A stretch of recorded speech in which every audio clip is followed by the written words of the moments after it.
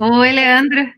Oi, desculpa, saí da outra reunião. Não, a gente sabia disso. Estava dizendo para o pessoal aqui, já fazendo uma introduçãozinha, que tu estava em outra reunião, mas que tu já viria, e que a ideia hoje, Leandro, então, é a gente falar de fibrilação atrial, né, e prevenção do AVC no paciente com fibrilação atrial. Então, o Leandro vai falar mais do contexto geral da prevenção primária, e o Otávio vai falar daquele que já teve um AVC e vai fazer a prevenção secundária, então.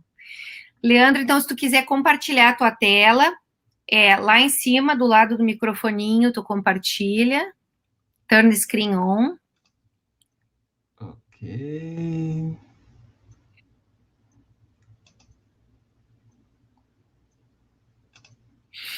E aí tu clica, isso, perfeito.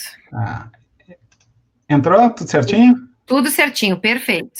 Então vamos lá, vamos conversar um Tá pouquinho bom. aqui sobre anticoagulação na prevenção da AVC em paciente com fibrilação atrial não valvar. Bom, hoje em dia, quando a gente fala de tratamento de fibrilação atrial, a gente fala basicamente nesses 4 pilares, né?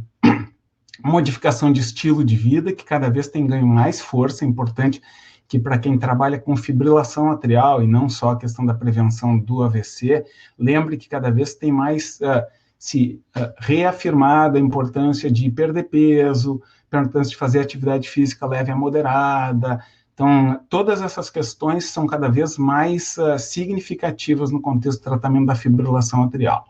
Tem a questão do controle de frequência, tem a questão do controle de ritmo, mas, logicamente, o que mais nos importa aqui nesse nosso contexto é a questão da anticoagulação. E, felizmente, isso é uma coisa que melhorou muito nos últimos tempos e é a grande razão pela qual, apesar de ter aumento de prevalência e aumento de incidência em fibrilação atrial, a mortalidade por fibrilação atrial tem reduzido ao longo das últimas décadas, basicamente pela questão da melhora da anticoagulação.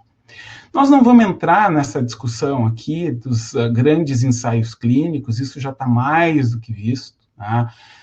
Eu só quero relembrar que a grande mudança no perfil da anticoagulação, da troca da varfarina para os novos anticoagulantes, foi baseada em grandes ensaios clínicos, 4 grandes ensaios clínicos, mostrando uma redução de AVC e embolia, mostrando uma redução de sangramentos intracranianos, não houve um aumento de sangramentos maiores, teve uma redução de mortalidade. Então, com isso, ficou muito claro que os novos anticoagulantes são os fármacos a serem usados nesse contexto.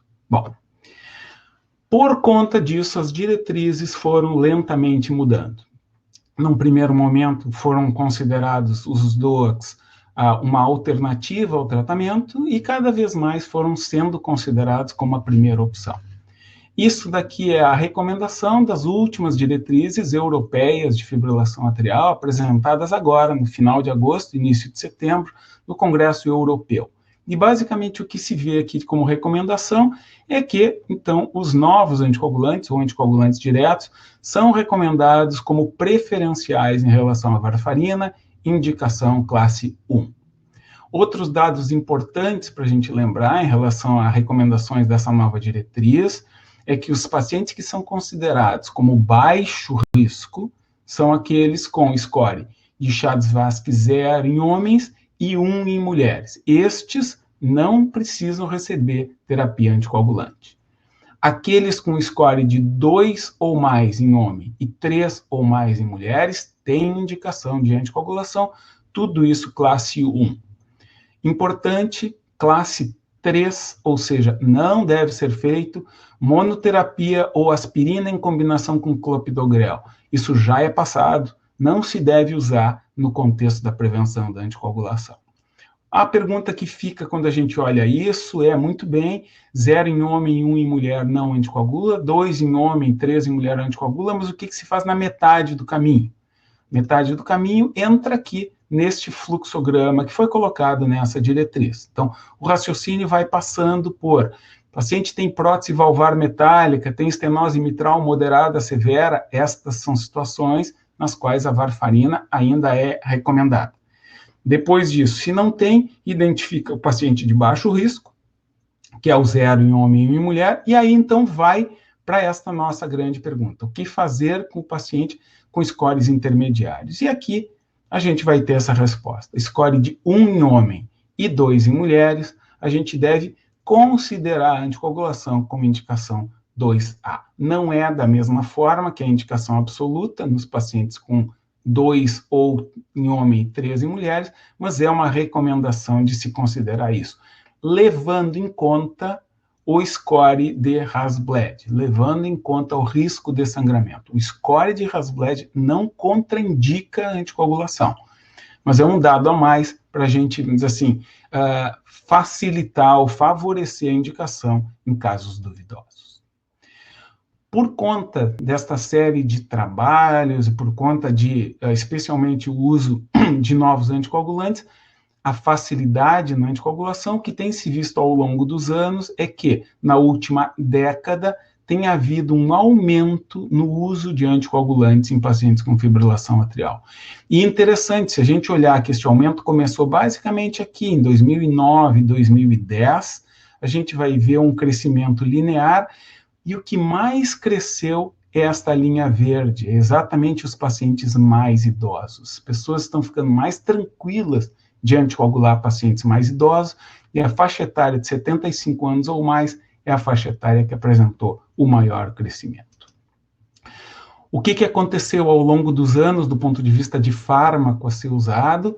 O que se viu, o que se esperava. Na medida em que os grandes ensaios clínicos mostram o benefício de outros fármacos em relação à varfarina, o que se viu é que o uso da varfarina ao longo dos anos vem caindo. Tá? Então, aqui na linha azul, a gente vai ver a varfarina caindo cada vez mais, a gente vai ver os novos anticoagulantes que vão crescendo, da bigatrana aqui em verde, a apixabana aqui em laranja, rivaroxabana aqui em roxo.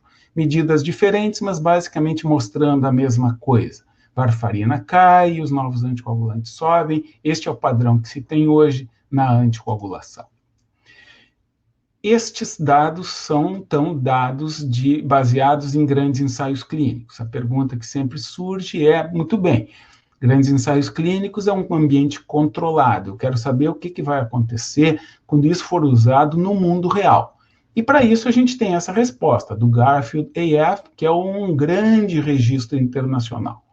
E a resposta que a gente tem é, basicamente, confirmatória em relação aos ensaios clínicos. Olhem aqui, mortalidade, tá? Primeiro, a comparação de anticoagulação em vermelho com ausência de anticoagulação em preto. O que se vê é que a sobrevida é maior no grupo anticoagulado do que no grupo não anticoagulado. Pergunta 2, como é que se comporta essa sobrevida quando a gente compara antagonista da vitamina K com os novos anticoagulantes? E basicamente o que se vê é que os novos anticoagulantes, ou diretos, eles vão novamente apresentar uma sobrevida melhor do que aqueles que estão anticoagulados com varfarina. Então, dados de mundo real basicamente confirmam o que os grandes ensaios clínicos mostravam. Um outro contexto que é importante que a gente discuta, porque é um contexto que a gente tem uma aplicabilidade clínica grande, e na cardioversão elétrica. Quer dizer, eu posso cardioverter o meu paciente com os novos anticoagulantes, ou neste grupo específico eu ainda tenho que usar varfarina? Bom, este é um trabalho já de 2015, que faz uma meta-análise de ensaios clínicos específicos. Primeiro, nós tivemos subestudos dos grandes ensaios clínicos mostrando que era seguro anticoagular com anticoagulantes. Depois, nós tivemos ensaios clínicos específicos com os novos anticoagulantes que basicamente confirmaram que é seguro e eficaz a anticoagulação com os novos anticoagulantes. E por conta disso, as novas diretrizes também colocam como indicação classe 1, mas aqui é a possibilidade de se usar os novos anticoagulantes por terem eficácia similar e segurança similar à varfarina. Então, aqui o que está se colocando é que, como indicação classe 1, pode-se manter a varfarina, mas pode-se usar os novos anticoagulantes. Qual é a vantagem do novo anticoagulante em relação à varfarina? É naquele paciente que quer ser revertido o mais precocemente possível. O anticoagulante novo tem efeito que começa imediatamente, a gente não precisa aguardar a varfarina fazer efeito para se poder discutir a anticoagulação. Então, a As duas opções, varfarina e novos anticoagulantes, são aceitas, com a vantagem do tempo. O tempo vai ser mais curto para fazer a cardioversão quando a gente usa um dos novos anticoagulantes. Esses são conhecimentos bem estabelecidos. Eu acho que tem uma série de coisas que são interessantes a gente discutir, porque tem alguns dados recentes, tem alguns desafios recentes na questão de anticoagulação que eu acho que vale a pena a gente prestar bem atenção. Número 1, que eu gosto sempre de frisar, é a importância da aderência. Esta nova diretriz de 2020 frisa bastante isso. É importante a aderência. E se já era importante a aderência no uso da varfarina, no uso dos novos anticoagulantes, isso é mais importante. Quer dizer, não, mas por que é mais importante? Porque os novos anticoagulantes têm uma meia-vida mais curta. Se deixar de tomar uma dose, o paciente vai ficar desprotegido. O paciente que tomava varfarina, ele tomava uma dose X, se ele esquecesse de tomar uma dose, talvez isso não fizesse diferença, porque o RNI lentamente vai caindo. E esse trabalho é muito interessante nesse sentido. Dados de mundo real, pacientes anticoagulados por fibrilação atrial não valvar, 52 mil para um lado, 67 mil para o outro, e foi considerado baixa aderência aqueles que tinham um uso entre 40% a 80% do tempo. Mais de 80% era boa aderência, alta aderência. 40% a 80% do uso, baixa aderência, 47% dos pacientes com varfarina estavam com baixa aderência, 31% dos pacientes com os DOACs estavam com baixa aderência. E olhem o que interessante aqui, tá? Esta aqui é a linha da igualdade. Isto daqui são os pacientes que estavam usando varfarina com uma boa aderência. Como é que fica o risco de episódios tromboembólicos no paciente que usa o DOAC com alta aderência, aquele paciente do ensaio clínico? O risco é reduzido. Então, o DOAC com alta aderência tem menos risco do que a varfarina com alta aderência. Agora, se a gente começar a olhar baixa aderência, o risco da varfarina com baixa aderência é muito maior do que o risco da varfarina com alta aderência. E pior, o risco dos DOACs com baixa aderência é o pior de todos. Repetindo, o DOAC tem que ser bem usado. Ele é melhor do que a varfarina, mas se ele não for usado adequadamente, falhou uma dose, esse paciente vai ficar desprotegido. Isso não pode acontecer. Outro trabalho interessante, esse foi apresentado agora no Congresso Europeu, é o IMPACT-AF. Este trabalho, ele fala a respeito de educação. Nós temos que educar os médicos e nós temos que educar os pacientes. Este trabalho mandou e-mails, na verdade no singular, mandou um e-mail para pacientes e os médicos dos pacientes que tinham indicação de anticoagulação, mas que não estavam anticoagulados, para ver o que acontecia mandando um e-mail para esses pacientes, ver se conseguia-se aumentar o percentual de anticoagulação desses pacientes. E basicamente o que se viu é que um e-mail, infelizmente, não fez diferença. Nós temos outros trabalhos ao longo do tempo que mostram que a educação de médicos e de pacientes faz a diferença, inclusive, em desfechos duros. Mas este trabalho nos mostra que talvez a gente tenha que ser mais insistente e tenha que ser mais repetitivo no sentido de orientar os nossos pacientes e os médicos da importância da anticoagulação em pacientes com score de Chade-Vasque 2 ou mais. Terceiro dado que é importante que a gente discuta, historicamente se diz que não faz diferença se o paciente tem fibrilação permanente, se tem fibrilação persistente ou paroxística do ponto de vista de risco de episódios tromboembólicos. As diretrizes são muito claras em afirmar e reconfirmar que esses três grupos merecem ser anticoagulados, mas os trabalhos têm mostrado que existe diferença de risco sim entre os três. Os pacientes com fibrilação permanente têm mais risco do que os paroxísticos. Este risco vai de acordo com o percentual de tempo em fibrilação atrial. Hoje, reafirmo, as diretrizes dizem que os três têm que ser anticoagulados e isso certamente não vai mudar. Mas fiquem abertos, se o nível de anticoagulação, o grau de preocupação que nós vamos ter que ter não vai mudar ao longo do tempo, na medida em que existem diferenças de risco, de acordo com os grupos, sim. Outro dado nessa mesma linha é as diretrizes afirmam que fibrilação e flutter atrial devem ser anticoagulados da mesma forma. E eu repito, do mesmo modo que nós falamos de paroxístico, persistente e permanente, nós vamos falar de fibrilação e flutter. Os dois devem ser anticoagulados, mas eles não têm o mesmo risco. Este é mais um dos trabalhos que tem saído mostrando isso. 220 mil pacientes com fibrilação, flutter e grupo controle, um segmento de 3 anos, e vejam aqui, AVCs isquêmicos, hospitalização por insuficiência cardíaca e mortalidade total.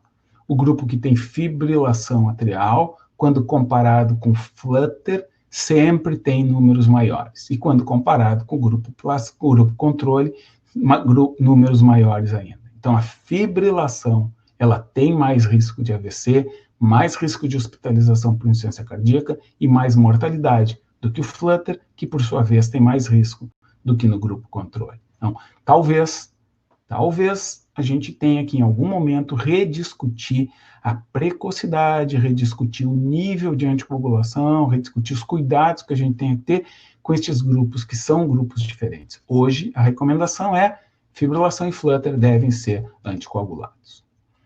Um outro dado recente, trabalho publicado este ano e que contraria um pouco um conhecimento que a gente tem estabelecido, é que talvez a gente tenha que pensar em doses diferentes de anticoagulação no idoso. Isso tem lógica, né? Se a gente pensar que o peso baixo é frequentemente critério para reduzir dose de anticoagulação, talvez tenha lógica pensar que o peso muito alto, no muito idoso, talvez tenha que ser repensado e a dose aumentada. Hoje, esta não é uma recomendação, mas olha interessante esse trabalho, tá? A gente tem aqui na horizontal o índice de massa corporal, quer dizer, quanto mais para a direita, mais obeso é o paciente. E aqui a gente tem na vertical o efeito do tratamento, quer dizer, a redução que se tem de eventos com a anticoagulação. Então, aqui no paciente mais magro, a gente tem uma redução mais significativa do que no paciente mais obeso. O paciente mais obeso continua tendo benefício, tanto do ponto de vista de redução de eventos, como do ponto de vista de sangramentos maiores. É melhor ser menos obeso. O efeito benéfico reduz no mais obeso. Será que isto daqui não poderia ser compensado com um aumento de dose? Talvez sim, talvez não. O fato é que nós vamos ter que repensar isto, obviamente levando em conta que o sangramento também pode aumentar, mas talvez o benefício de efeito precise de um ajuste de dose no muito idoso. Outro dado extremamente importante, que agora já está ficando um pouco mais de conhecimento estabelecido, mas é importante a gente reafirmar, esta é uma meta-análise de 2019 mostrando a questão da prevenção de demência. E o que a gente vê é que a anticoagulação no grupo inteiro tem diferentes idades, com efeitos diferentes, mas basicamente confirmando a ideia de que a anticoagulação tem o poder de reduzir a demência nesses pacientes. Importante que a gente saiba, uma discussão grande que tem na literatura, a questão da demência em fibrilação atrial, ela não é só por microinfartos, por microêmbolos, existe uma questão de regulação de circulação cerebral, porque a fibrilação atrial tem ondas de pulso mais fortes, ondas de pulso mais fracas, isso pode também gerar danos, mas o fato é que a anticoagulação parece reduzir o risco. É importante que a gente saiba, quando a gente pensar que o nosso paciente vai ter mais 10, 20, 30, 40 anos de vida pela frente. Este é um trabalho que saiu agora, apresentado no Congresso Europeu, e que basicamente chama a atenção de que os pacientes que tenham outras doenças valvares, que não a estenose mitral moderada severa, são pacientes que estão sob risco aumentado de eventos tromboembólicos. Então, pacientes que avaliaram o risco tromboembólico em 1 e 5 anos, de pacientes com fibrilação atrial e outra doença valvar, insuficiência mitral, estenose aórtica, e basicamente o que se viu é que em 1 ano de segmento, pacientes que têm fibrilação atrial sem outras doenças valvares, sem outro risco nenhum, eles tinham um risco de eventos tromboembólicos em 1 ano de 0,5%.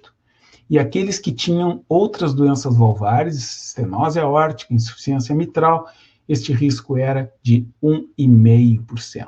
Então, significativamente maior, de 0,5 para 1,5, e em 5 anos de 1,7 para 2,3, nos chamando a atenção de que também novidade a ser definido ainda, mas talvez a gente tenha que passar a indicar a anticoagulação neste grupo de paciente que hoje não recebe indicação de anticoagulação, simplesmente por ter outras doenças valvares que não estenose mitral moderada severa. Por fim, uma discussão bem interessante que tem surgido cada vez mais, até que ponto os novos anticoagulantes têm outros efeitos, não o efeito da anticoagulação, mas outros efeitos, efeitos anti-inflamatórios, por exemplo, né? Efeitos na linha de disfunção endotelial. E este daqui é um trabalho apresentado no Congresso Europeu do ano passado, bem interessante, muito pequeno, 160 pacientes que não tinham doença arterial coronariana e que fizeram tomografia computadorizada pré e pós-ablação de fibrilação atrial. Tempo entre exames, 3 anos, 3 grupos, novos anticoagulantes, antagonistas da vitamina K e nada ou aspirina, e nesta comparação de 2 tomografias, olhem o que aconteceu com a aterosclerose. Nos pacientes que usaram antagonista da vitamina K, houve um aumento na aterosclerose quando comparado uma tomografia com a outra. Naqueles pacientes do grupo controle, houve um aumento menor na aterosclerose. Naqueles pacientes que usaram novos anticoagulantes, não houve aumento, houve até uma pequena redução, levantando a possibilidade de que talvez outros efeitos nesta linha de disfunção endotelial, de efeitos anti-inflamatórios, possam participar, inclusive, da redução de eventos isquêmicos cardíacos e infarto na linha de prevenção de aterosclerose. E, por fim, um último dado que é interessante do ponto de vista de outros efeitos dos novos anticoagulantes, é um dado bastante interessante que tem sido bem consistente, que é a diferença de osteoporose e de fraturas patológicas em pacientes que usam varfarina versus os novos anticoagulantes. Então, este daqui é um trabalho que avalia a incidência cumulativa de fraturas osteoporóticas ao longo do tempo. Se nós pegarmos aqui 2 anos de segmento, os pacientes que usam varfarina têm bem mais fraturas osteoporóticas do que aqueles que usam os novos anticoagulantes, lembrando que a gente está muitas vezes lidando com populações que têm um alto risco de queda, nos quais uma fratura pode fazer toda a diferença. Por fim, meu último slide é o que nós temos de perspectivas nessa questão do tratamento de fibrilação atrial. Muita coisa, mas muita coisa mesmo. Eu listei algumas, porque se a gente for listar tudo, a gente não vai parar de falar nunca. Vai ter melhores fármacos, talvez antiarrítmicos, com certeza anticoagulantes, fármacos anticoagulantes de alta precisão já estão sendo testados. São fármacos anticoagulantes com menos risco de sangramento do que os que a gente tem hoje em dia. Vai se ter monitorizações mais contínuas, com Apple Watch, com aparelhos que a gente usa hoje em dia com facilidades desse tipo, de smartphones. Vai se ter diagnósticos mais precoces, vai se ter cada vez estratificações de risco mais precisas. Hoje os critérios que a gente usa são muito falhos. A gente usa uma classificação simplificada de Chudds-Vasque, porque ela nos ajuda na prática, mas tem muita coisa que não entra nessa classificação. Por exemplo, essa questão do peso, por exemplo, se é fibrilação ou flutter, por exemplo, se é fibrilação atrial persistente, paroxística ou permanente, nós temos que melhorar muito a estratificação de risco. Nós temos que lembrar que a gente tem hoje uma ablação que tem uma perspectiva que eventualmente pode curar os pacientes, e por conta disso a gente tem que saber se esse paciente tem que ficar anticoagulado, se não tem que ficar anticoagulado. Hoje, os pacientes de alto risco de eventos tromboembólicos ficam anticoagulados.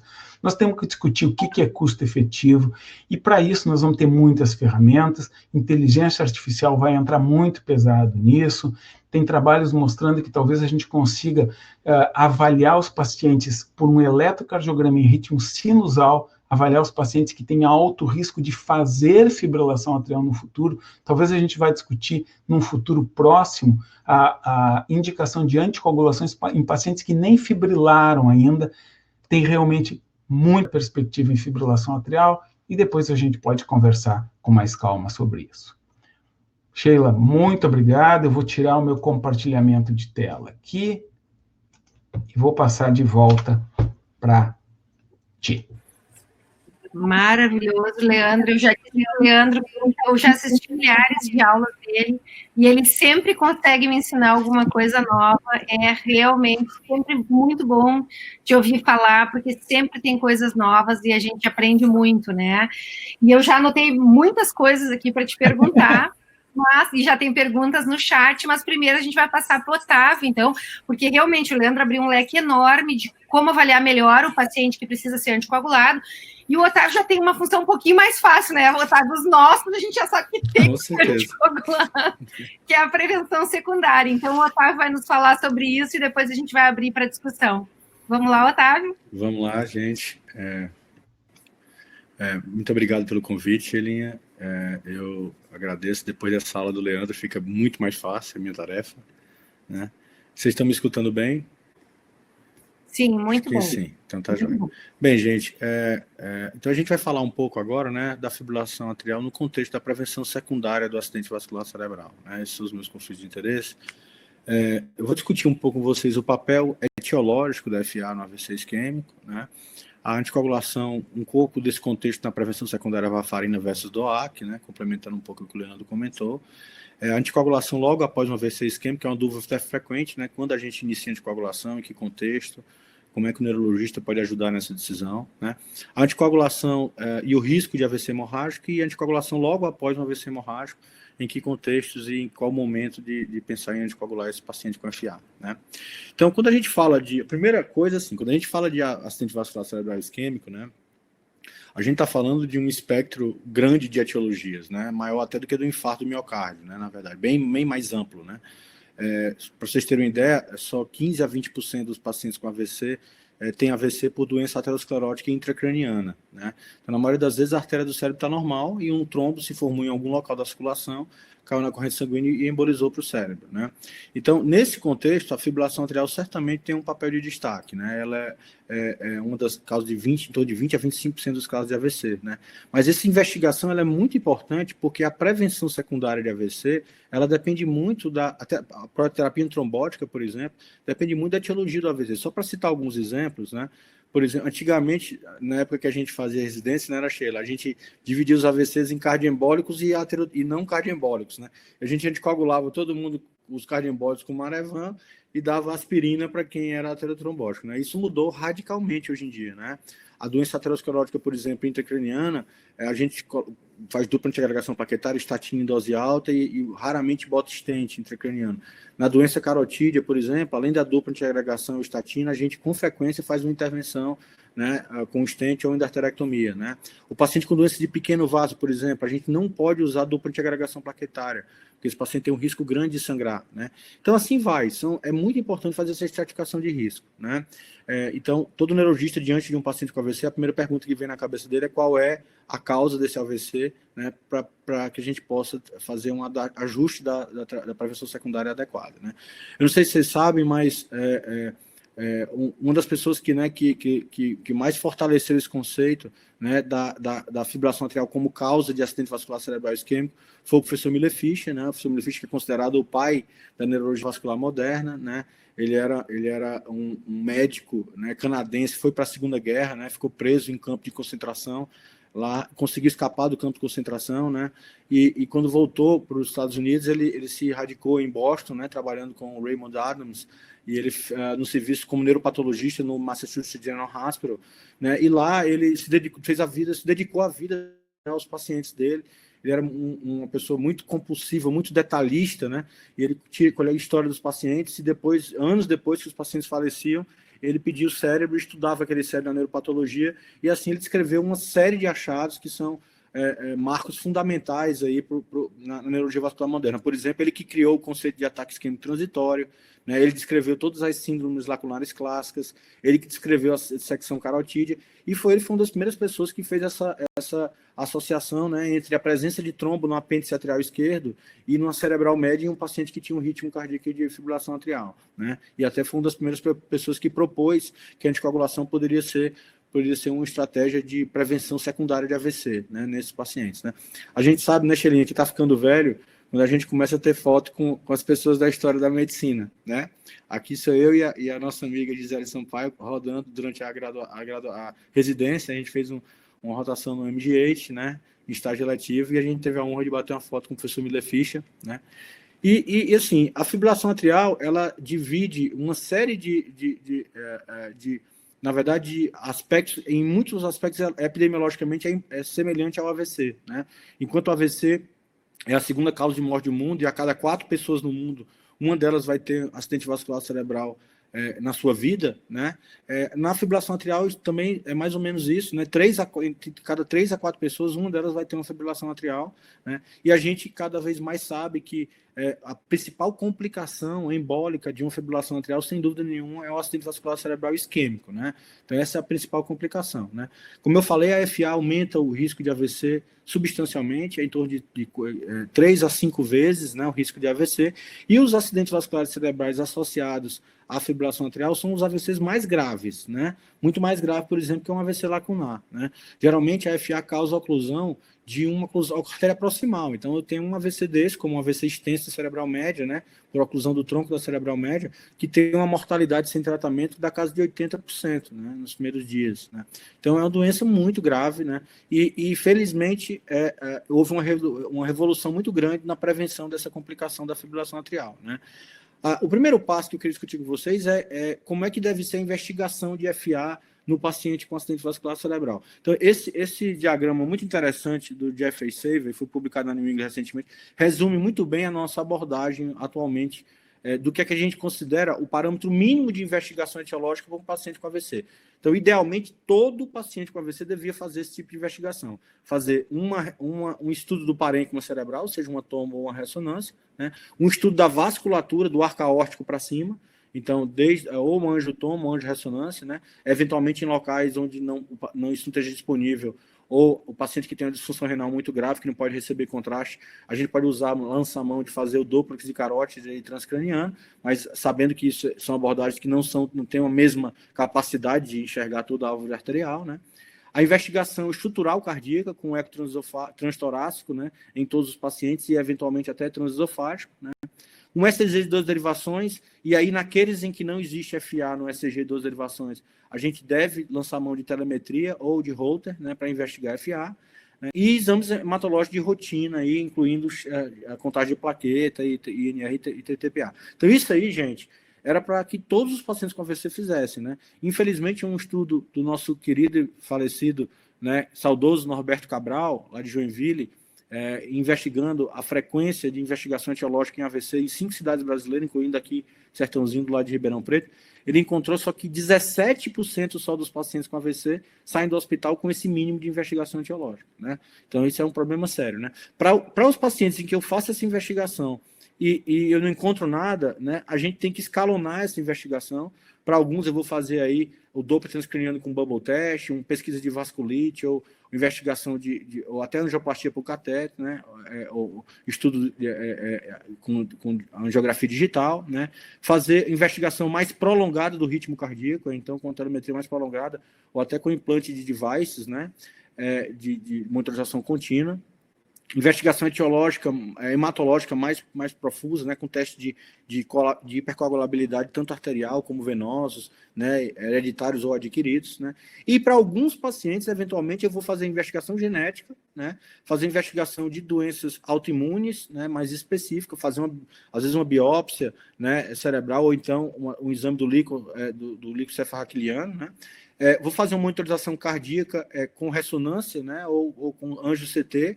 vou fazer aí implante, né, de devices de monitorização contínua do ritmo cardíaco por 1 ano, ou 2 anos, ou mais tempo, e eventualmente um workout, uma investigação de neoplasia oculta, né? Então, esse seria mais ou menos, assim, diagramaticamente, assim, de forma mais didática, né, a abordagem escalonada da investigação etiológica do AVC, né? Nessa população é importante lembrar que se eu passo por uma monitorização, nos pacientes que eu considero que tem um AVC embólico de origem determinada, né, um ESUS, né, já tem estudos que mostram, né, como esse estudo, que a monitorização com esses dispositivos de monitorização prolongada, implantáveis, né, isso aumenta substancialmente a detecção de fibrilação atrial, né? Chega a 30% desses pacientes monitorizados com ESUS, eles vão ter algum grau de fibrilação atrial, alguma fibrilação atrial nessa monitorização prolongada, né? O tempo dessa fibrilação, que deve ser considerado suficiente para anticoagular, às vezes é motivo de controvérsia, né? Até como o Leandro comentou, né? Será que alguns segundos só de fibrilação num contexto de um ano inteiro tem impacto ou não, né? Então, isso é um tempo que está se debatendo ainda, mas é importante a gente saber que existe um subgrupo aí de 30% de pacientes com ESUS, com AVC embólico, que eu não encontrei uma causa, que provavelmente tem uma fibrilação atrial. E talvez a atriopatia, a presença de atriopatia, né, de um átrio aumentado, o proBNP elevado, com marcadores inflamatórios elevados, né, o formato do átrio, né, o tipo de presença ou não de valvulopatia, o Chade-Svarsky dele, esses fatores de risco cada vez mais têm sido valorizados. A gente não infrequentemente, na investigação etiológica do AVC, acaba anticoagulando um ou outro paciente que a gente não encontrou FA ainda, mas que tem um Chade-Svarsky muito elevado, um átrio enorme, e você acredita que esse cara tem uma atriopatia. E já começam a surgir os estudos, né, com investigação de anticoagulação em atriopatia sem fibrilação atrial, por exemplo, o estudo Arcadia e o Áticos, que estão testando alguns anticoagulantes nesse contexto, né? Então, esses são horizontes que vão surgir, como o Leandro comentou, em breve, né, para a nossa discussão. Bem, quando a gente passa de um paciente que já teve um AVC ou um ataque isquêmico transitório, ele já começa com um Chade-Svarsky de 2, né? Então, a gente nem tem a opção de começar antiagregante plaquetário. O paciente já deve ir para anticoagulação oral, né? E aí um outro ponto importante, né? Quando a gente fala de eficácia de prevenção de AVC na anticoagulação, a gente está falando de prevenir AVC isquêmico. Mas quando a gente fala de segurança do tratamento, a principal complicação da anticoagulação, sem dúvida nenhuma, é o AVC hemorrágico, né?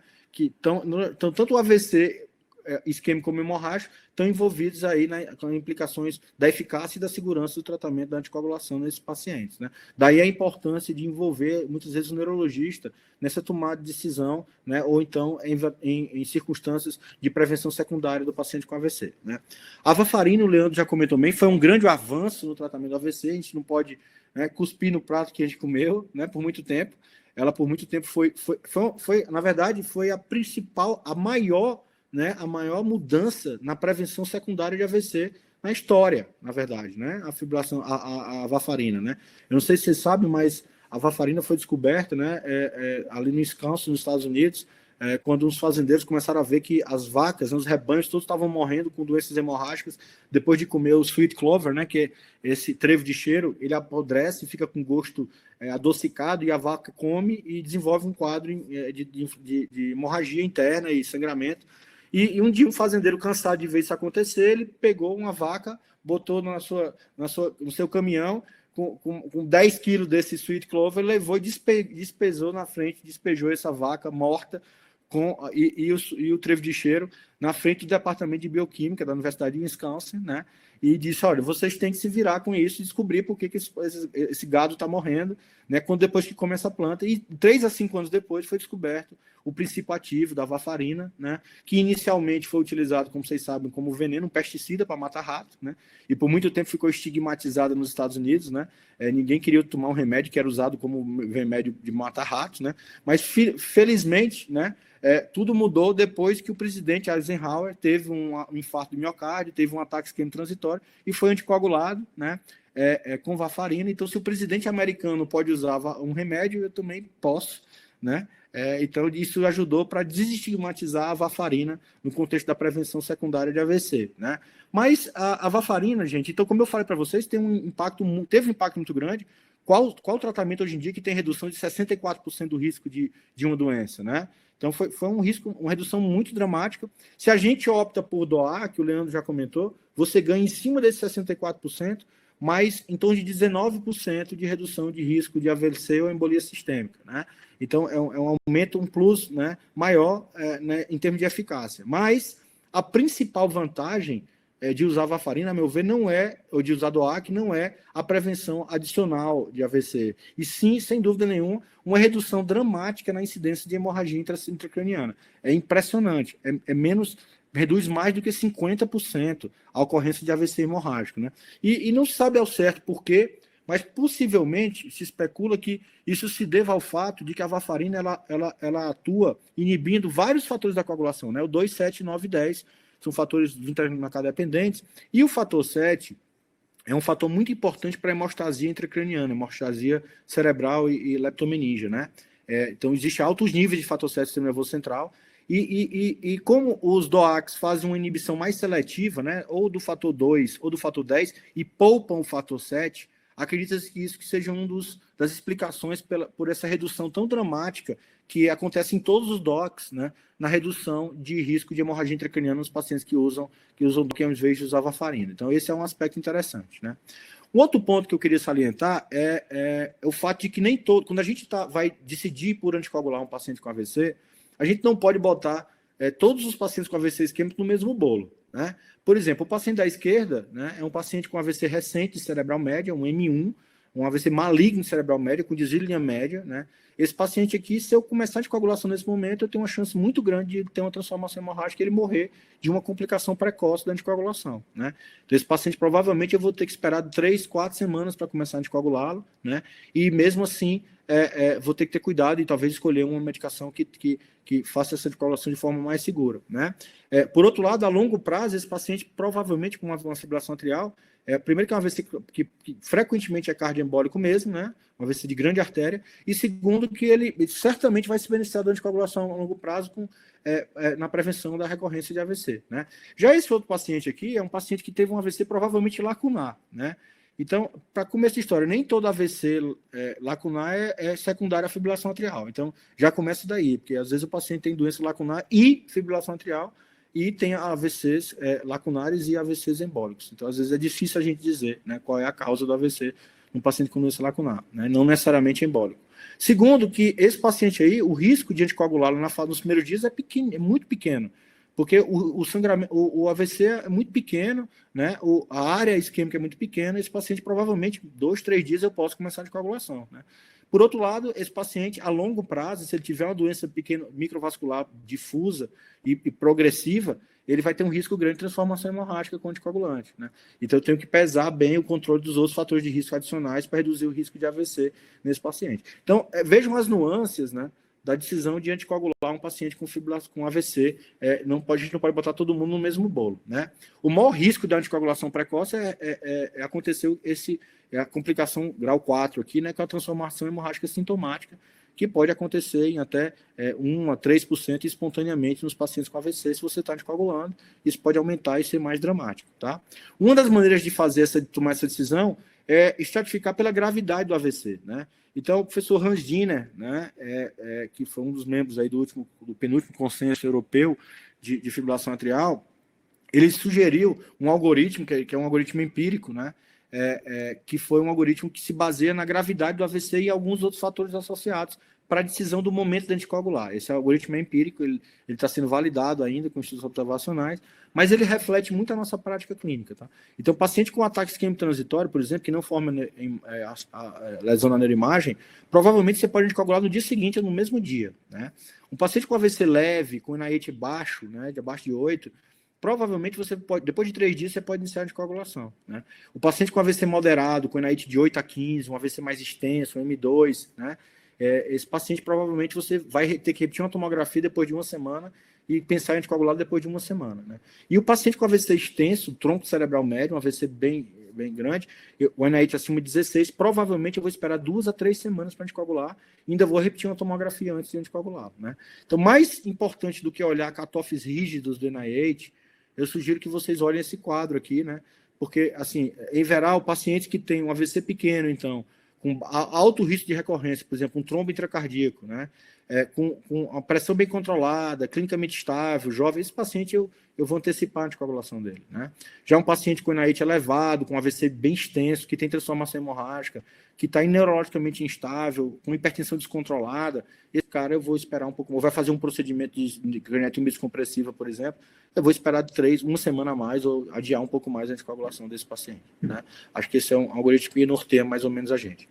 O Leandro comentou que a gente não deve usar scores de risco de hemorragia em geral para contraindicar a anticoagulação, por exemplo, usar Hasbled para contraindicar a anticoagulação. Na verdade, esses scores servem principalmente para duas coisas. Primeiro, para a gente atentar que os pacientes com risco alto devem ser seguidos mais de perto, né? E segundo, que existem fatores de risco que são plenamente modificáveis, né? Então, por exemplo, controle pressórico, sem dúvida nenhuma, né? O controle pressórico é o principal fator de risco para AVC isquêmico e hemorrágico, né? Não tem dúvida nenhuma, e o controle pressórico vai ajudar muito na redução de complicações hemorrágicas nesses pacientes, né?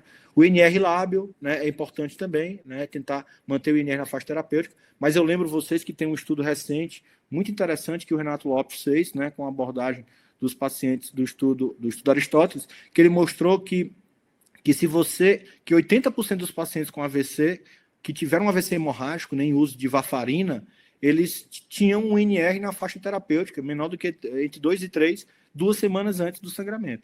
Então, a presença de um INR na faixa terapêutica não te tranquiliza completamente em relação ao risco de sangrar, né? A maioria dos pacientes está na faixa terapêutica quando sangra, né?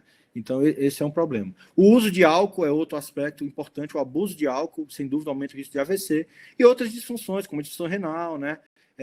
Contagem de plaqueta, anemia, né? Então, são condições modificáveis, o risco modificável que podem reduzir o risco de sangramento em pacientes com AVC, né?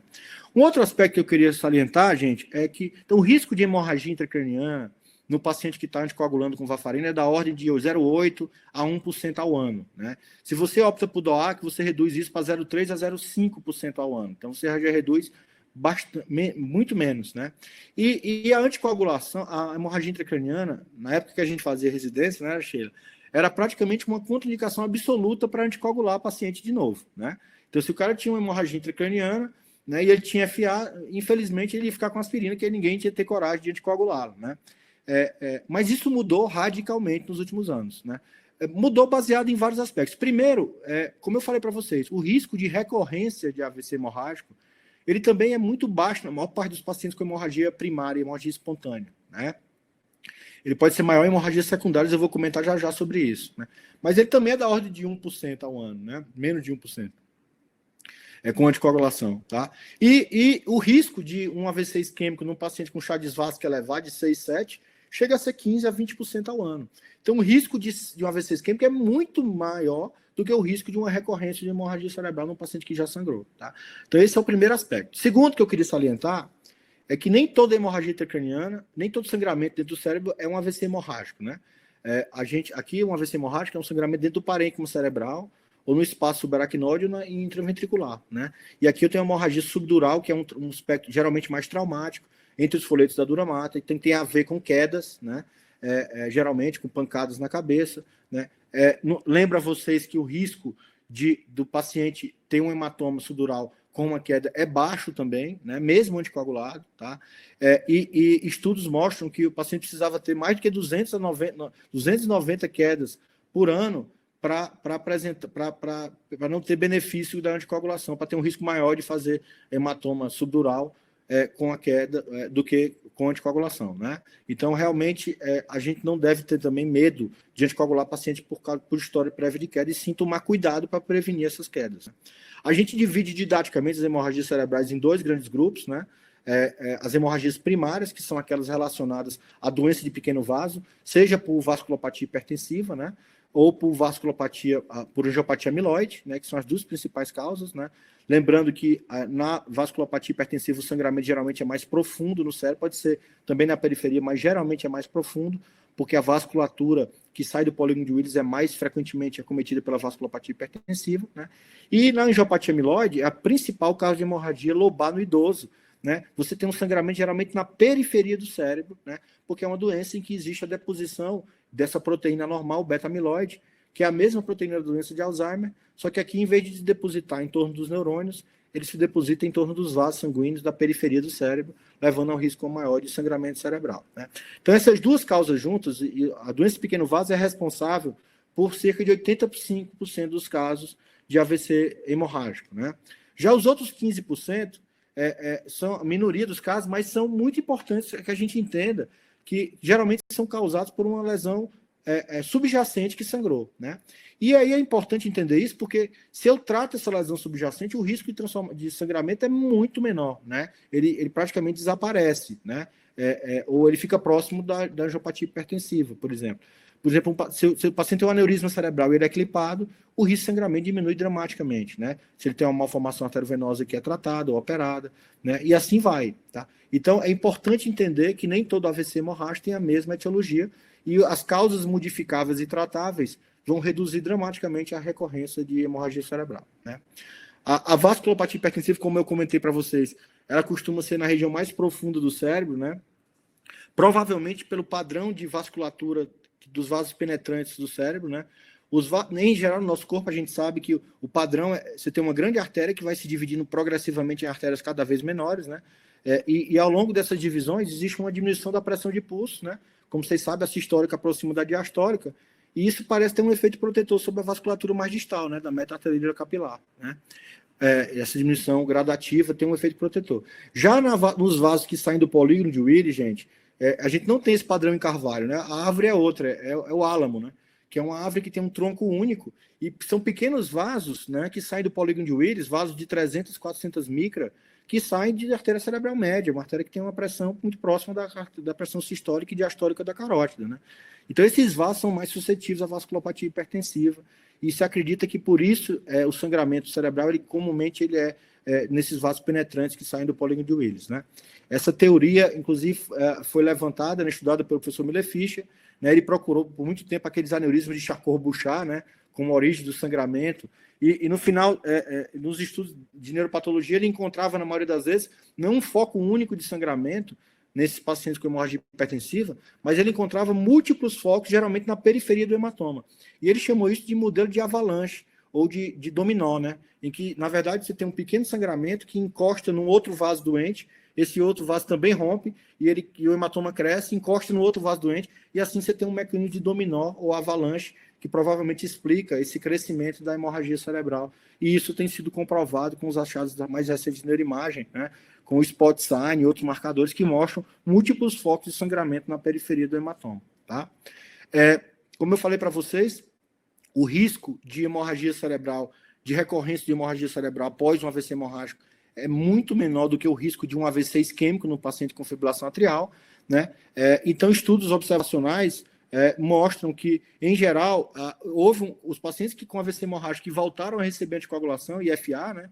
Eles tiveram uma redução do risco de morte de AVC, né? E, geralmente, as recomendações são de esperar após 7 a 8 semanas a gente reiniciar a anticoagulação nesses pacientes com Chagas vasco elevado e fibrilação atrial com AVC hemorrágico prévio, né? Obviamente que se o paciente, por exemplo, tiver uma condição como uma válvula metálica ou válvula mecânica, né? Provavelmente a gente vai ter que ser mais rápido nessa anticoagulação. Não existe ainda estudos adequados que investigaram isso. São dados, na verdade, de recomendações de especialistas, mas que sugerem em torno de 1 semana para anticoagular após um AVC hemorrágico nesses pacientes com fibrilação atrial e válvula metálica, né? Eu queria destacar um subgrupo específico que merece um pouco de atenção em relação aos pacientes com AVC hemorrágico na prevenção secundária de AVC isquêmico, né? Nos pacientes com FA, que são os pacientes que têm angiopatia amiloide, né? A angiopatia amiloide, como eu falei para vocês, é uma doença, a principal causa de hemorragia lobar no idoso, então não é uma causa incomum de hemorragia cerebral, né? É uma doença em que existe essa deposição anormal dessa proteína, o beta-amiloide, em torno dos vasos sanguíneos, né, que dá fragilidade capilar. Ela pode se manifestar com hemorragias lobares, que a gente chama de macrobleeds, mas muitos pacientes têm microbleeds que são invisíveis na tomografia, ou pequenos sangramentos muito discretos no espaço subaracnoide, causando hemorragias na convexidade subaracnoide, ou às vezes só deixando marcas de impregnação, né, de produtos de degradação da hemoglobina no córtex cerebral, que só são muitas vezes visíveis na ressonância, né? Então, está aqui um exemplo, um paciente com tomografia com hematoma lobar, né, que poderia ser hipertensivo, poderia ser angiopatia amiloide. Quando você faz a ressonância, você vê com sequências apropriadas, você vê múltiplos focos de hipossinal, né?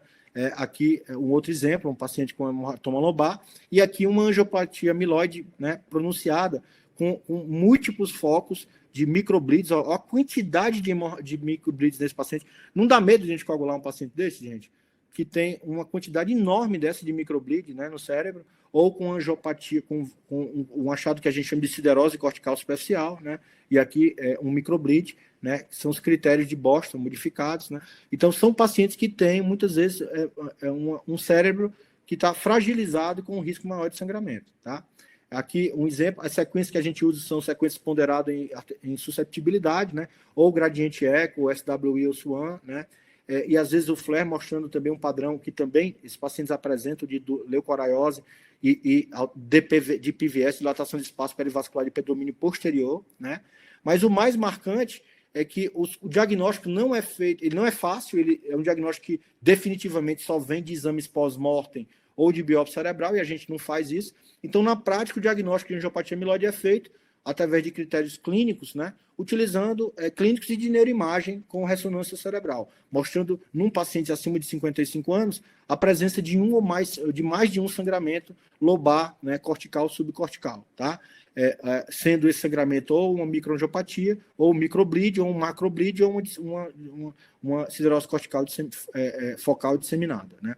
A presença de microbleeds, ela aumenta o risco de hemorragia cerebral, a gente já sabe disso, tá? Da ordem de 3,6, né? Comparado com pacientes que não têm microbleed.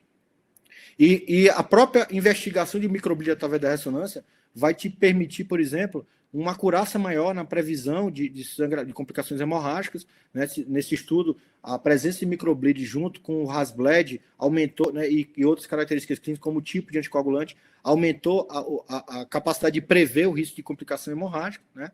Mas, na prática, como eu já falei, o microbleed também é um marcador de doença de pequeno vaso. E ele também marca um risco aumentado de AVC isquêmico nesse paciente. Então, a simples presença de microbleed, sejam profundos ou lobares, não deve ser uma contraindicação também para anticoagulação em pacientes que a gente faz uma ressonância, né? Agora, certamente, múltiplos microbleeds, como o padrão que eu mostrei para vocês, talvez levante uma bandeira aí amarela de um cuidado a mais, né? E talvez o subgrupo que a gente tem que ter mais receio de anticoagular são pacientes com angiopatia amiloide com essa forma em que existe uma siderose cortical multifocal, né? Esses pacientes, aparentemente, são os que têm o maior risco de recorrência do AVC hemorrágico, né? Uma forma acelerada, muitas vezes eles chegam a ter 3, 4 eventos no mesmo ano, tá? E esses pacientes, eu costumo dizer que um paciente com siderose cortical multifocal, eu tenho medo de dar até Depakote, né? Porque Depakote causa disfunção plaquetária. Então, esses pacientes, realmente, a gente tem que ter um risco aumentado, eles tem que ter cuidado para iniciar a anticoagulação, né? Aqui um exemplo, alguns pacientes com angiopatia amiloide, eles se apresentam com o que a gente chama de ataque amiloide, ou é o equivalente do AIT, só que hemorrágico, né? O AIT hemorrágico, é o amiloide spell, o ataque amiloide, que nada mais é do que uma crise geralmente sensitiva ou visual, né? Parece uma aura de enxaqueca ou uma aura sensitiva, migratória, geralmente, que duração de 10 a 20 minutos, seguida de uma crise de enxaqueca, de dor de cabeça tipo enxaqueca mesmo, né? Nesses pacientes. Então, parece uma aura sensitiva, sensorial ou visual, geralmente, porque geralmente a angiopatia amiloide é mais no território posterior, né? E esses pacientes, muitas vezes, são tratados como crise de enxaqueca ou como ataque isquêmico transitório, e às vezes o pessoal começa antiagregante plaquetário para esse paciente, né? Não se atenta aos detalhes da história e não vê que ele tem um quadro enxaquecoso. Enxaqueca, gente, com aura, não costuma começar no indivíduo com 70 anos de idade, né? Então a gente tem que ter cuidado. O paciente com 70 anos de idade que começou a ter enxaqueca com aura, você tem que, e principalmente se for uma aura visual ou uma aura sensorial, sensitiva, hemissensorial, a gente tem que lembrar da possibilidade, na verdade, ele ter uma angiopatia amiloide cerebral e está tendo amiloide spell. E para esse paciente eu não vou indicar antiagregação, eu tenho que, na verdade, fazer uma ressonância, fazer o diagnóstico e provavelmente iniciar o tratamento dos ataques de amiloide spell. A gente tem usado na prática lamotrigina com bons resultados nesses pacientes, né? Aqui um exemplo de um paciente que teve um ataque de amiloide spell e repetição, foi diagnosticado como AIT, começou antiagregante e depois veio com hemorragia lobar, né? Então, ficar atento a essa manifestação clínica dos pacientes com angiopatia amiloide, tá? E, finalmente, gente, existem orientações de quando começar a anticoagulação em pacientes com AVC hemorrágico. Essa de diretriz passada, né, da diretriz europeia passada, que ela falava que a gente devia prestar atenção, né, na presença, então, já de microbleeds corticais, né, de sangramentos corticais, muitos microbleeds, né, o paciente que não tinha história de hipertensão, né, que fazia um sangramento na vizinhança de DOAC, né, ou que ou que abusava de álcool, esse paciente tem um risco maior de recorrência. Talvez eu tenha que rever, né, ao momento de anticoagulá-lo, ou se for anticoagular, usar um DOAC, e além disso, ter cuidado e pensar em técnicas alternativas de tratamento. E nos pacientes que eu vou provavelmente indicar realmente anticoagulação, são pacientes que estão com a pressão bem controlada, né? Eu vou indicar para os pacientes que têm um AVC profundo, tipo de AVC hipertensivo, né? São pacientes que têm uma causa tratável para o sangramento cerebral, como um aneurisma que foi clipado, né? E um alto risco de isquemia cerebral com Chagas vascular elevado, né? Mas eu queria lembrar que para alguns pacientes, que são esses pacientes com angiopatia multifocal, né, angiopatia amiloide com siderose cortical multifocal e com causas não tratáveis de sangramento cerebral, como um aneurisma que não foi clipado ainda, né, ou um aneurisma que não dá para um tratamento, uma MAVE que não dá para tratar, eventualmente a gente tem que pensar em outras alternativas, e para esses casos, né, a ressonância é muito útil. Já tem revisões recentes, né, que sugerem que a ressonância pode agregar, né, nessa investigação. Eu não estou dizendo aqui que vocês devem pedir ressonância para todo paciente que vai anticoagular com FA, não é isso, mas para aqueles pacientes com história de hemorragia prévia, né, com déficit cognitivo, né, e com história de amiloide SPEL, a presença de a ressonância vai ajudar a gente decidir se vai anticoagular com NOAC ou com varfarina, e, sobretudo, para pacientes que têm alto risco, né, com aqueles que têm microbleeds, muitos microbleeds ou siderose cortical multifocal, eventualmente eu vou evitar até os DOACs e vou indicar, por exemplo, um fechamento do apêndice atrial esquerdo, né, para esses pacientes, porque talvez seja uma alternativa. E a gente já tem indicado para alguns pacientes com angiopatia amiloide grave, né, a gente tem indicado com múltiplos sangramentos o fechamento do apêndice atrial esquerdo, né. Então, isso já está sendo testado em estudos clínicos, né, tem pelo menos um estudo randomizado no momento, randomizando pacientes para anticoagulação versus fechamento do apêndice atrial esquerdo para pacientes com AVC hemorrágico prévio, né. Mas a gente em breve vai ter cenas dos próximos capítulos, aí vai ter a outra discussão. Então, eu acho que a minha mensagem que eu queria passar é essa: a importância dessa abordagem multidisciplinar do paciente com AVC isquêmico na prevenção e o paciente com fibrilação atrial, né? Cada vez mais a gente precisa de um AFib team, né? De um time multidisciplinar que envolva não só o cardiologista, mas o neurologista, né?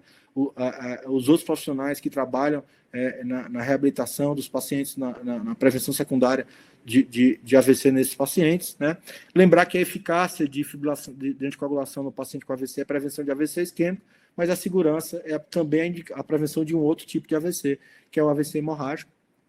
E eu gostaria de terminar com essa frase, né, do professor Miller Fischer, de uma época que eu chamo que era a época 1.0 da anticoagulação, né, em que a varfarina era a única droga disponível, e o professor Miller Fischer escreveu nas suas anotações que se você está tratando pelo menos um paciente na sua prática diária com anticoagulação, frequentemente você vai acordar uma vez por semana, né, vai acordar com uma sudorese fria, com um pesadelo, achando que ele sangrou, né? Esse era um tempo que felizmente já passou. A gente hoje dispõe de alternativas muito mais seguras para anticoagular pacientes, inclusive com agentes reversores já, né, para anticoagular pacientes com mais eficácia, com mais segurança, né, e sobretudo esses pacientes de alto risco, que são os pacientes na prevenção secundária de AVC, né. Aqui o pessoal que trabalha comigo, e eu estou à disposição também se alguém tiver alguma pergunta ou comentário. Muito obrigado.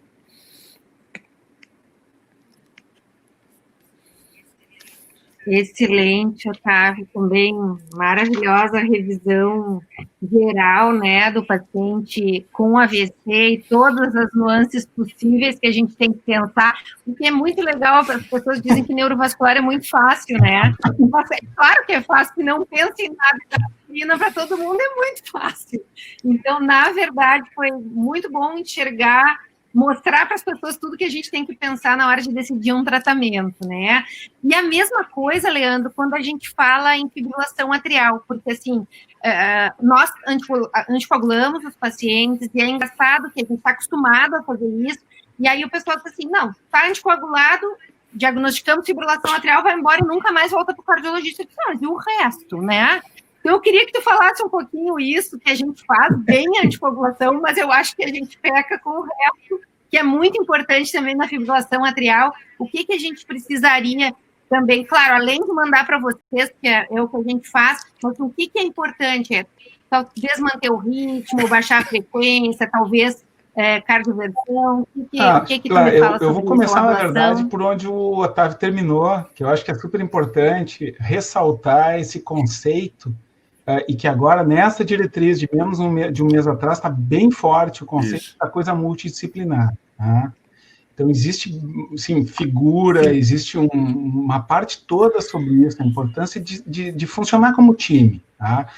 E quando eu digo funcionar como time, isso envolve lá atrás também, o nutricionista, começa daí, tá?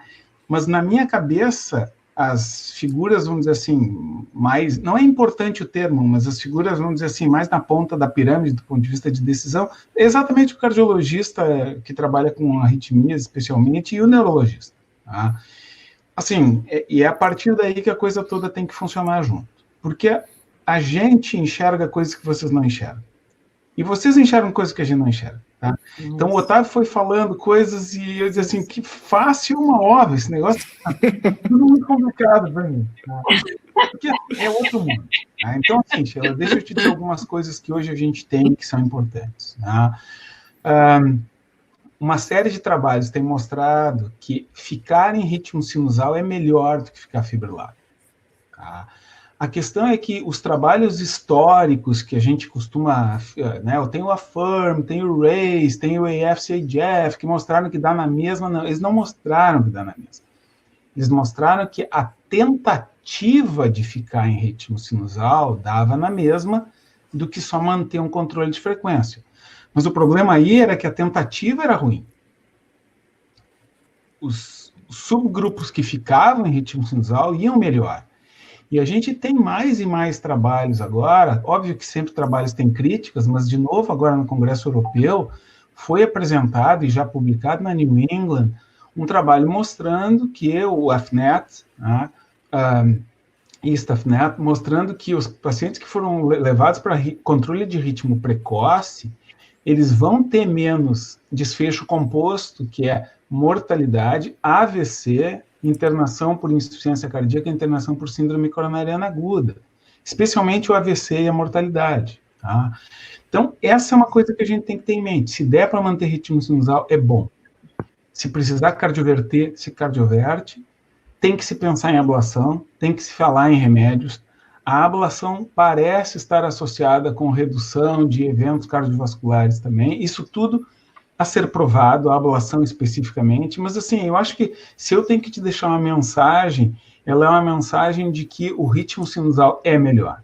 E se o paciente vai ficar fibrilado, a anticoagulação é uma das pernas aqui, porque eu preciso ver também se esse paciente não é sintomático por conta da fibrilação atrial, e eu preciso ver se esse paciente não está com resposta ventricular alta, o que vai fazer com que ele faça taquicardia e miopatia. Dilata o coração e faz insuficiência cardíaca.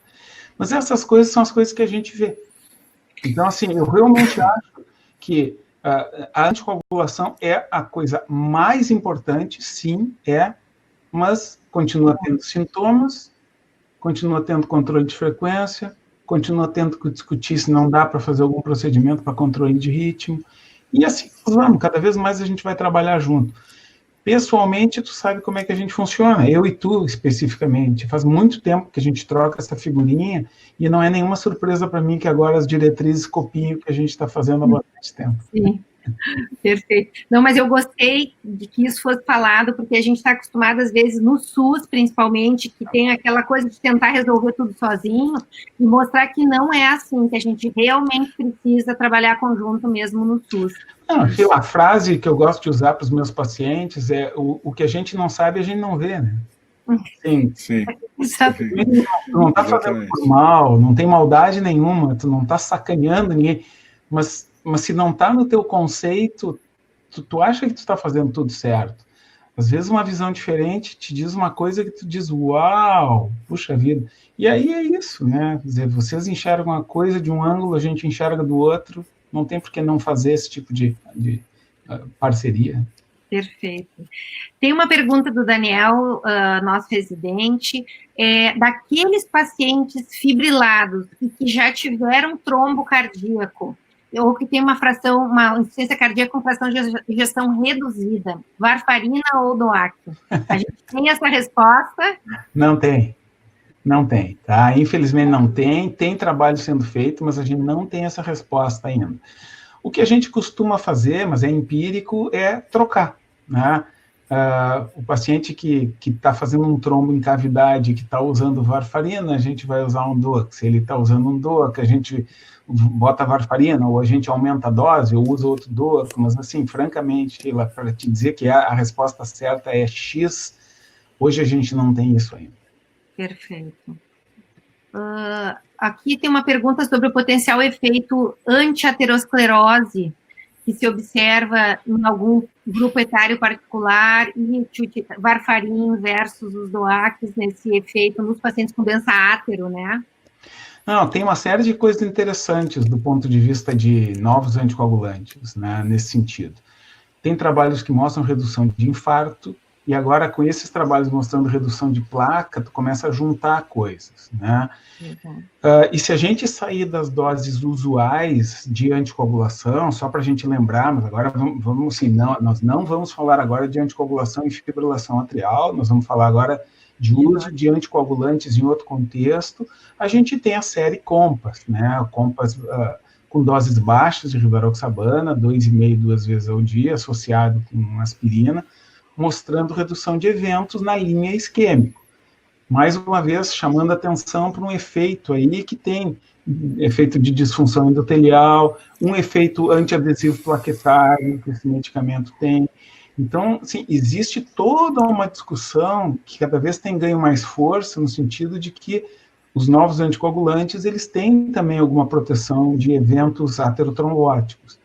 E até por conta disso, hoje, em eventos isquêmicos agudos cardíacos, paciente que fez infarto, fez um stent, a tendência tem sido de deixar com a tripla, né, quer dizer, anticoagulante, AS e clopidogrel, cada vez se usa menos tempo os 3.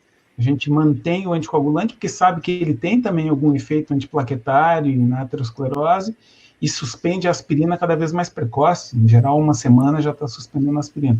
Então, eu estou te falando um monte de dados, Sheila, mas muito mais para reafirmar a ideia de que sim, parece ter um efeito do ponto de vista de progressão de aterosclerose, do ponto de vista de antiadesivo plaquetário, do ponto de vista de disfunção endotelial.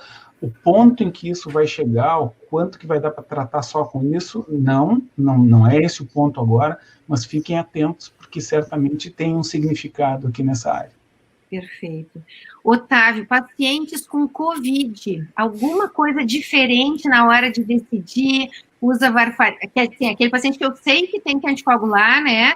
Vou usar um DOAC, vou usar varfarina, vou tentar usar heparina, a gente sabe que isso é uma coisa que a gente não tem ainda, essa resposta a gente não tem, está sendo investigado, né? Está sendo investigado nesse momento, né? Tem estudos em andamento.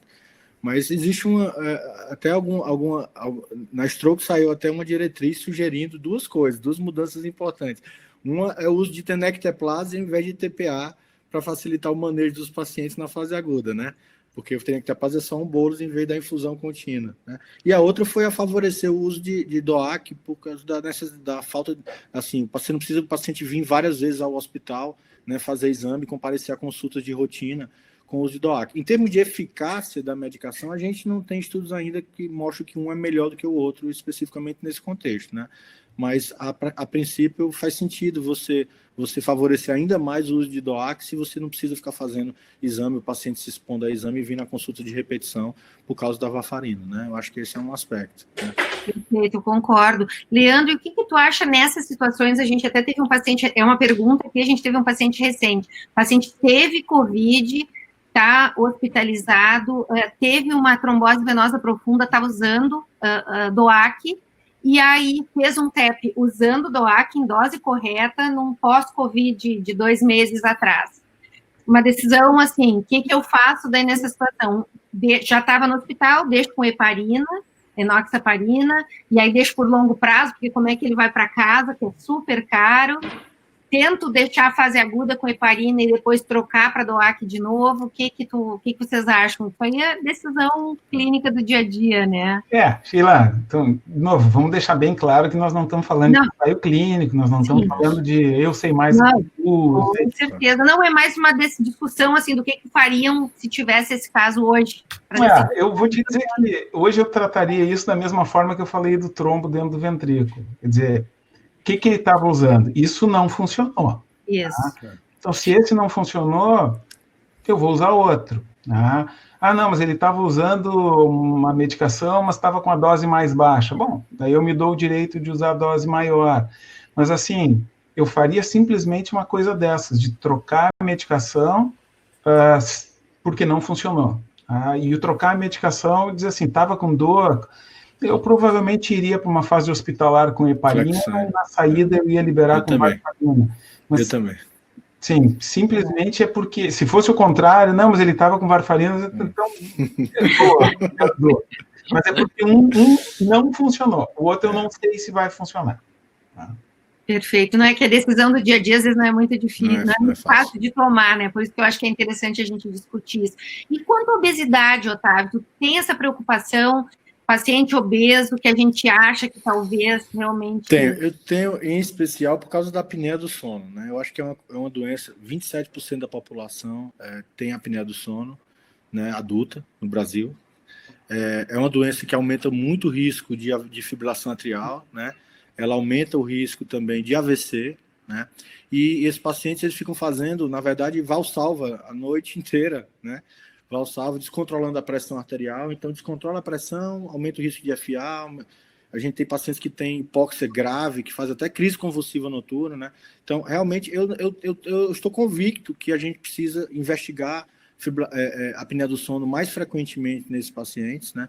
E, sem dúvida, o tratamento da obesidade, a abordagem mais eu diria, mais sistemática da obesidade, em si, ela é um fator de risco, né? Não só para doença cardiovascular, mas para câncer, para outras condições, então a gente tem que abordar, mas nesse contexto de FA, eu acho que é uma bola de neve aí, né? Você tem um feedback positivo muito grande entre a FA, a apneia do sono e o AVC, né? São três coisas que estão muito interrelacionadas. Obesidade, a apneia do sono, a AVC e a FA. São quatro coisas muito relacionadas, e aí o paciente entra numa espiral negativa, e a gente precisa, em algum momento, cortar isso, e muitas vezes é com o tratamento da obesidade. Eu acho muito importante isso. Eu queria só mostrar aqui, comprovadamente, o Leandro comentou, mas nós oficialmente agora, Sheilinha, estamos incluídos nas diretrizes de cardiologia de consulta, né? Finalmente, consultar o neurologista é nível 2A de evidência, recomendação para paciente com FA, olha que legal, né? Finalmente, isso é muito legal. Mas acho que dentro desse conceito, né, que o Leandro comentou, né, de abordar o paciente dentro de um contexto, né, de um time, né, de uma abordagem multidisciplinar, sem dúvida nenhuma, faz diferença. Né? Não, maravilhoso, perfeito. A André está perguntando aqui que estamos recebendo alguns pacientes com AVC em uso de rivaroxabana, paciente que falha, né, que é o que o Leandro estava comentando. Gostaria que fosse comentado, o que a André comentou. Olha, é o seguinte, gente, primeiro que o Leandro tocou num ponto crucial em relação aos DOACs, né? A varfarina tem uma meia-vida de 40 horas, tá? Os DOACs têm meia-vida, inclusive a rivaroxabana, de torno de 12, 14 horas, né? Então, ele é uma anticoagulação intermitente, é uma anticoagulação que é muito menos mantida do que a varfarina na faixa terapêutica. O problema da varfarina é a biodisponibilidade dela flutuante, ligação proteica, interação com um bocado de coisa, que faz com que só 60% do tempo o paciente fique só na faixa terapêutica, né? Mas a anticoagulação com varfarina, se o paciente esquece uma dose, ele pode tomar no dia seguinte, que provavelmente ele está dentro ali do ballpark ali, né? Agora, um paciente que esquece um DOAC um dia, isso é dramático. Então, isso é um ponto muito importante, reforçar a adesão terapêutica, né? Eu acho que existe perfil para os dois lados, né? Tem aquele paciente que é muito importante reforçar, às vezes a dose uma vez ao dia vai fazer toda a diferença para ele, porque ele vai realmente tomar, e tem aquele paciente que mesmo tomando uma vez ao dia, às vezes é melhor deixar tem que ter cuidado, porque às vezes vai esquecer justamente a dose de uma vez ao dia mesmo, né? E aí vai ficar um tempo maior sem anticoagulação. Então, eu acho que a gente precisa conhecer bem os pacientes, né? Reforçar isso. E um ponto que eu queria lembrar, né, é a importância de que alguns doses, por exemplo, a rivaroxaban tem que ser tomada com alimento, né? É um outro ponto importante, né? Tomar a medicação com alimento da forma certa, né? Eu costumo dizer que levanta o braço aí da audiência quem nunca esqueceu uma dose de antibiótico na vida, né? Ninguém vai levantar, eu acredito, né? Porque realmente assim, todo mundo esquece uma dose de antibiótico, né? Então, eu acho que com esse raciocínio que a gente tem que abordar os pacientes da gente que vão anticoagular. Eles vão esquecer remédio. Uma das coisas que a gente faz é atrelar a uma atividade do dia que o cara não deixa de fazer, que é, por exemplo, almoçar, né? Ele não pode deixar de, então, ou jantar, ou então tem que ser uma coisa realmente bem compulsiva essa adesão ao tratamento, né?